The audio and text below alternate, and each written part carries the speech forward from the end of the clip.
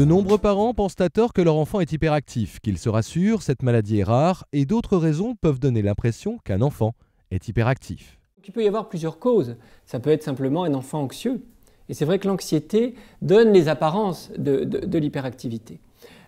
Ça peut être également un enfant qui n'est pas spécialement anxieux, mais qui porte l'anxiété d'un de ses parents, ou la dépression d'un de ses parents. Vous savez, quand on a une mère, par exemple, très déprimée, très triste, eh bien, qu'est-ce qu'il va faire l'enfant? Soit il fait comme elle, il est lui-même un peu déprimé, un peu triste, il limite, ou bien au contraire, il va essayer de la soigner.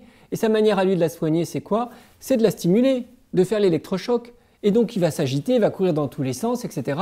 Une façon de lui dire « réveille-toi maman ».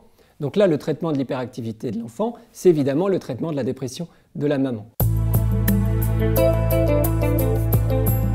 Ou du papa, bien sûr. Ensuite, n'oubliez pas, le manque d'attention est le signe clé qui permet de parler d'hyperactivité.